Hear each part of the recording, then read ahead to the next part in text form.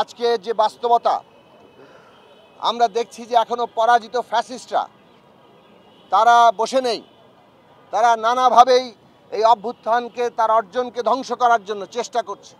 মানুষের মধ্যে ভয়, ভীতি, আতঙ্ক, ত্রাস সৃষ্টি করে তারা একটা অস্থিতিশীল পরিবেশ তৈরি করার চেষ্টা করছে। আপনারা জানেন গতকাল রাত 8:30টার দিকে গণসংহতি আন্দোলন কার্যালয়ের সামনে 3টি ককটেল বিস্ফোরণ করা হয়েছে। এই ককটেল বিস্ফোরণের মধ্য দিয়ে এর আগে আমরা দেখেছি এনসিপি জাতীয় নাগরিক পার্টির যে অফিস তার কার্যালয়ের সামনেও ককটেল বিস্ফোরণ করা হয়েছে। এইভাবে তারা জুলাই মাসব্যাপী হয়তো এই ধরনের আতঙ্ক এবং ত্রাস সৃষ্টির উদ্যোগ নিয়েছে। এই সমস্ত অপতৎপরতা, এই ভয়ঙ্কর তৎপরতা দিয়ে তারা মনে করছে মানুষকে তারা ভীত সন্ত্রস্ত করতে পারবে। যারা ওই রকম গণহত্যা মোকাবেলা করে একজন মরলে আরও 4 জন আসে, এই রকম একটা অসাধারণ মানসিক শক্তি, দেশের প্রতি ভালোবাসা, জনগণের প্রতি ভালোবাসা, গণতন্ত্রের জন্য আকাঙ্ক্ষা এবং ফ্যাসিবাদকে বিদায় করার দৃঢ় প্রতিজ্ঞা, এই সমস্ত কিছু নিয়ে যারা এই লড়াই করেছেন, ফ্যাসিস্ট শক্তি মনে করছে তাদেরকে ভয় দেখিয়ে থামিয়ে দেওয়া যাবে। আমরা বিশ্বাস করি এই সমস্ত অপতৎপরতা এদেরকে পরাজিত করেই আমাদের অভ্যুত্থানের অগ্রযাত্রাকে অব্যাহত রাখতে হবে। আমরা অন্তর্বর্তী সরকারের প্রতি আহ্বান জানাই, অবিলম্বে এই সমস্ত অপতৎপরতা যারা চালাচ্ছে, যে সমস্ত গোষ্ঠী চালাচ্ছে তাদেরকে চিহ্নিত করতে হবে।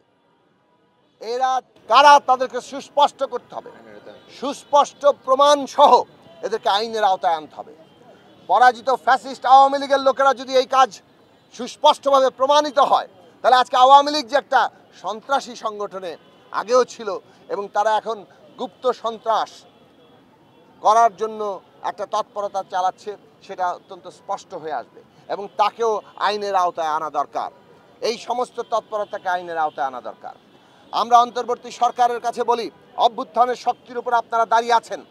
এইখানে অভ্যুত্থানের অর্জন হচ্ছে দেশের মানুষের নিরাপত্তা প্রতিষ্ঠা করা, যারা অপরাধ করেছে তাদেরকে আইনের আওতায় আনা। কিন্তু দেশে কোনো ধরনের অরাজকতা সৃষ্টি, মব আক্রমণের কোনো সুযোগ দেওয়ার কোনো জায়গা নেই, এইগুলোকে কোনো প্রশ্রয় দেওয়ার জায়গা নেই। এবং এই ধরনের মব আক্রমণ, অরাজকতা, এইসবের সুযোগ নিয়েই কিন্তু ফ্যাসিস্টরা নানাভাবে তাদের অপতৎপরতা চালাবে।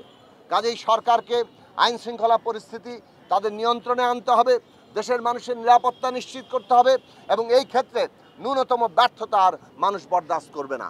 কেননা 1 বছর অভ্যুত্থানের পার হচ্ছে, এই সময়ের মধ্যে সরকার জনগণের শক্তির উপর দাঁড়িয়ে সারা দেশে তাদের কর্তৃত্ব প্রতিষ্ঠা করা, সেটা তাদের করতে পারার কথা, না পারাটা এখন ব্যর্থতা। কাজেই সেই দিকে সরকার যাতে সচেতন থাকে আমরা পরিষ্কার করে জানাবো। বন্ধুগণ, আপনারা দেখেছেন যে জুলাই অভ্যুত্থানের আকাঙ্ক্ষা ছিল দেশে সংস্কার হবে এবং সংস্কারের মধ্য দিয়ে আমরা একটা নতুন রাজনৈতিক বন্দোবস্তে পৌঁছাবো। আমাদের দেশের রাষ্ট্র ব্যবস্থার একটা গণতান্ত্রিক পুনর্গঠন আমরা করতে পারবো। মানুষ আশা করেছে যে সমস্ত হত্যাকাণ্ডের বিচার হবে। জুলাই আগস্টের সমস্ত হত্যাকাণ্ড তো বটেই, তার পূর্বে 15 বছর ধরে যে গুম, খুন, অত্যাচার কিংবা বাংলাদেশের সকল ধরনের হত্যাকাণ্ড, সব কিছু বিচার হবে। ন্যায় বিচার হচ্ছে রাষ্ট্রের ভিত্তি। কাজে সেই ন্যায় বিচারের উপর রাষ্ট্র দাঁড়িয়ে থাকতে পারবে, সেই চেষ্টা হবে। আমরা দেখছি ন্যায় বিচারের তৎপরতা শুরু হয়েছে, কিন্তু এই বিচারকে আরও ত্বরান্বিত করা, আরও বেশি জোরদার করা, এইটা জনগণের দাবি। সংস্কার আমাদের করতেই হবে এবং সংস্কার মানে কি? ক্ষমতার এমন ভারসাম্য তৈরি করা যাতে ক্ষমতা ব্যবস্থা নতুন একটা জায়গায় দাঁড়ায় এবং জনগণের কাছে যারা জনপ্রতিনিধি, যারা সরকার, তারা জবাবদিহি করতে বাধ্য হয়। এই সংস্কারের ঐক্যের জায়গার উপর দাঁড়িয়েই আমরা আগামী নির্বাচন মোকাবেলা করব। আমরা দেখছি সারা দেশে এখনো যে পরিস্থিতি, তাতে সরকারকে অবশ্যই নির্বাচনের পরিবেশ তৈরির ক্ষেত্রে মনোযোগী হতে হবে এবং নির্বাচনের পরিবেশ তৈরি করে একটা সুষ্ঠু, গ্রহণযোগ্য এবং অবাধ নির্বাচন আয়োজন করতে হবে। সেই নির্বাচনের দিকে মধ্য দিয়ে বাংলাদেশ একটা গণতান্ত্রিক উত্তরণে যাবে, এইটা আমরা আশা করি।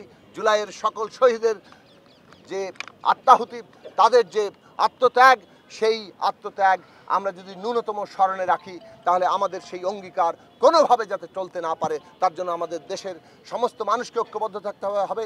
গণসংহতি আন্দোলনের সকল পর্যায়ের নেতাকর্মীর প্রতি আমরা আহ্বান জানাই, জুলাইয়ের আত্মত্যাগের উপর দাঁড়িয়ে 1971 সালের মুক্তি সংগ্রাম থেকে শুরু করে আমাদের দেশের গণতন্ত্র প্রতিষ্ঠার জন্য সকল আত্মত্যাগকে ধারণ করে বাংলাদেশের গণতান্ত্রিক রূপান্তরের জন্য আমাদেরকে আমাদের সর্বোচ্চ ত্যাগ এবং বলিষ্ঠ সংগ্রাম করতে হবে। আপনাদের সবাইকে ধন্যবাদ।